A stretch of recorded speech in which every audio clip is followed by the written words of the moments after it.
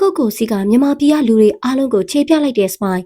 Social Media စာမျက်နှာကြီးထက်မှာအများအားလိုဟိုးလေးတကြောသတင်းတွေနဲ့နေရာယူထားလိရှိတဲ့အမှုပညာရှင်တူကိုပြပါဆိုရင်တော့အားလုံးကတရုတ်ဆောင် Smile ကိုပဲပြင်းမြင်ကြမှာပါ။သူမရဲ့ချမ်းသာကြွယ်ဝမှုစိန်ခံပစ္စည်းတွေနဲ့အစင်မြလူနေမှုဘဝတွေဟာမြန်မာပြည်သက်တွေအတွက်တော့အများအားစိတ်ဝင်စားစရာဝေဖန်ဆွေးနွေးစရာကိစ္စတစ်ခုဖြစ်နေတတ်ပါတယ်။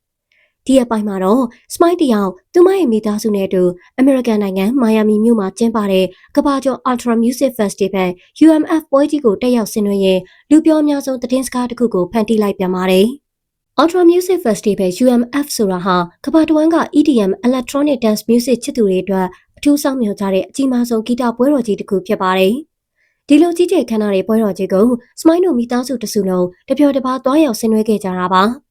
ပုံမှန်အဖြစ်မိသားစုလိုက်ရှိုးပွဲတွားကြည့်တာဟာတာမန်ကိစ္စတစ်ခုလို့ထင်ရပေမဲ့ Smile တို့ရဲ့ပွဲတက်ပုံကတော့တာမန်မဟုတ်ခဲ့ပါဘူး။ဒီပွဲမှာထူးခြားဆုံးတဲ့ပရိသတ်တွေရဲ့မျက်လုံးကိုအဖမ်းစားဆုံးဖြစ်ခဲ့ရတာကတော့သမီးကြီးပေါ်ရှာရဲ့ချစ်သူကိုရီးယားနိုင်ငံသားတမန်လောင်းလေးရဲ့ဂုတ်ပေါ်ကိုရောက်ခမဖြစ်သူ Smile ကခွစီပြီးတချင်းတန်စင်နေတဲ့အတူလွတ်လွတ်လပ်လပ်ပြီးပြင်ကခုန်နေတဲ့မြင်ကွင်းပဲဖြစ်ပါတယ်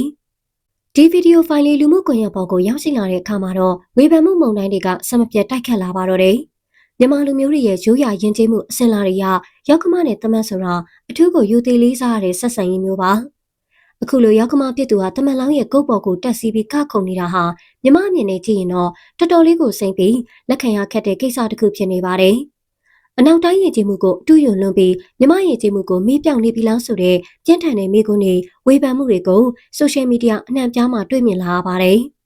ဒီဖြစ်ရမှာနောက်ထပ်စိတ်ဝင်စရာကောင်းတဲ့ရှုထောင့်တစ်ခုကတော့လက်ရှိမြန်မာနိုင်ငံရဲ့အခြေအနေနဲ့ Smile ရဲ့နေထိုင်မှုပုံစံကွာချက်ပါပဲ။နိုင်ငံတွင်းမှာပြည်သူလူထုဟာနေ့စဉ်နဲ့မျှအခက်အခဲပေါင်းစုံကိုရင်ဆိုင်ဖြတ်သန်းနေရချိန်မှာ Smile တို့မိသားစုကတော့ပြည်ပနိုင်ငံတွေမှာအဆင့်မြင့်ဆုံးအလွတ်လပ်ဆုံးဘဝကိုပိုင်ဆိုင်ထားကြပါတယ်။တချို့သောပရိသတ်တွေကတော့ Smile ရဲ့ခုလိုလွတ်လပ်လွန်းတဲ့ပုံရိပ်တွေဟာပြည်တွင်းကအဖြစ်အပျက်တွေနဲ့သူမတို့မိသားစုဟာဘာမှမဆိုင်တော့သလိုဝေဖန်မှုတွေကိုလည်းဂရုမစိုက်ကြောင်းတတ်တမဲ့ခြေပြလိုက်တာလို့တောင်သုံးသပ်နေကြပါတယ်။ဒေါ်လာတွေသုံးပြီးကဘာပတ်နေတဲ့သူတို့မိသားစုရဲ့လွတ်လပ်မှုဟာပြည်တွင်းကပရိသတ်တွေအတွက်တော့တကယ့်ကိုတခြားကဘာတစ်ခုလိုဖြစ်နေပါတယ်။ဘလို့ပဲဝေဖန်မှုတွေစုညံနေပါစေ Smile ကတော့ဒီကိစ္စတွေကိုခေါင်းထဲထည့်ထားဖို့မပေါ်ပါဘူး။သူမရဲ့ဘဝပြဿနာကရှင်းပါတယ်။သူမရှာဖွေထားတဲ့ချမ်းသာကြွယ်ဝမှုတွေနဲ့သူမချစ်တဲ့မိသားစုကိုပျော်ရွှင်ဆုံးဖြစ်အောင်ထားမယ်ဆိုတဲ့ရည်တည်ချက်ပါပဲ